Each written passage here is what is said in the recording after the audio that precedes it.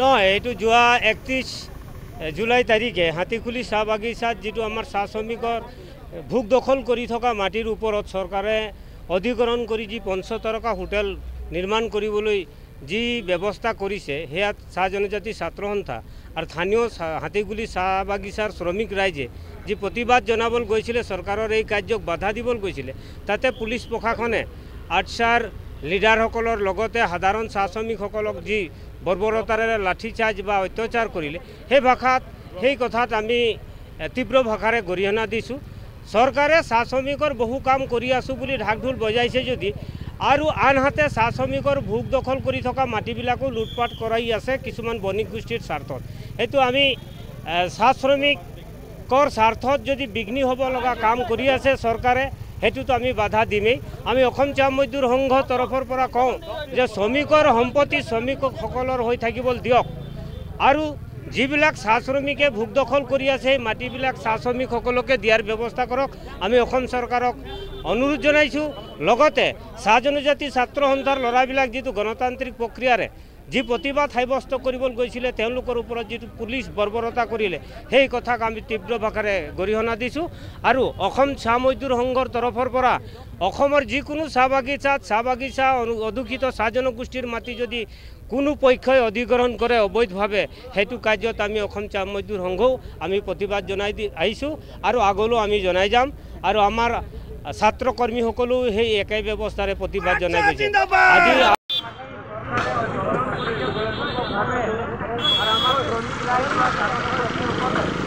এই কথাটো গণতান্ত্ৰিকভাৱে প্ৰতিবাদ কৰিবলৈ যাওঁতে আমাৰ ছাত্ৰ কৰ্মী আৰু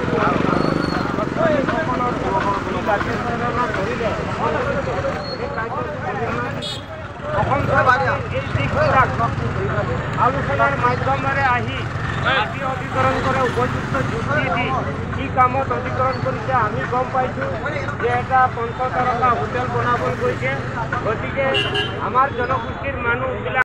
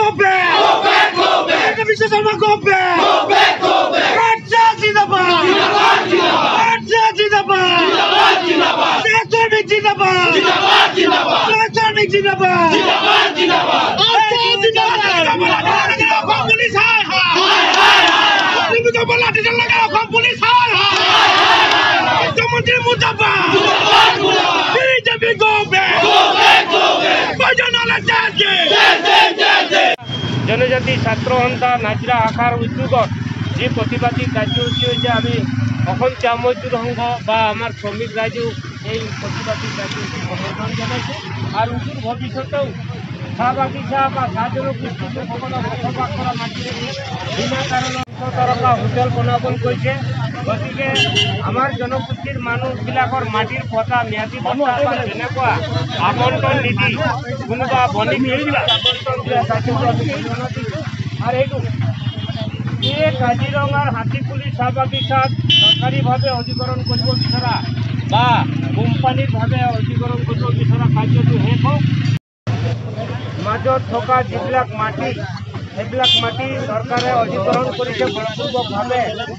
আমাৰ শ্ৰমিক ৰাইজ বা ছাত্ৰছাত্ৰীসকলে এই কথাটো গণতান্ত্ৰিকভাৱে প্ৰতিবাদ কৰিবলৈ যাওঁতে আমাৰ ছাত্ৰসকলৰ যি লাঠিচালনা কৰিলে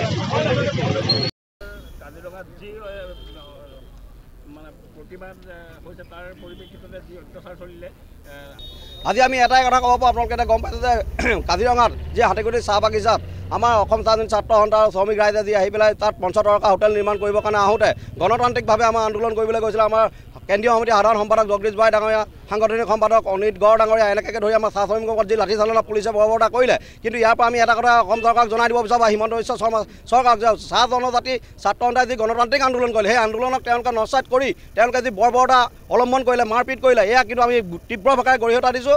আৰু এটা কথা স্পষ্টকৈ আমি ক'ব বিচাৰোঁ যে অসম চৰকাৰে যিখিনি কৰিলে আজি চাহ শ্ৰমিক ৰাইজক আমি যেনেকৈ আছোঁ আমাক এটা মানে মাহীমাক চকুৰে দৃষ্টিৰে আমাক চাই আহিছে। কিন্তু আজি আমি এক গোট হৈ পেলাই আমি এই প্ৰতিবাদ কৰি এটাই আমি ক'ব বিচাৰোঁ, যদি হাতীগুলি চাহ বাগিচা মাটি যদি ৫০ টকা হোটেল নিৰ্মাণ হয় অসমৰ গোটেই অসম যদি আমি আন্দোলন প্ৰতিবাদ কৰি ইয়াতকৈ জংগী আন্দোলন কৰিম বুলি আজি আমি প্ৰতিজ্ঞাবদ্ধ হৈছোঁ। আৰু এটা কথা ক'ব বিচাৰোঁ, যি শ্ৰমিক ৰাইজৰ ওপৰত বা চাহ জনগোষ্ঠীৰ ৰাইজৰ ওপৰত যিটো অত্যাচাৰ কৰিছে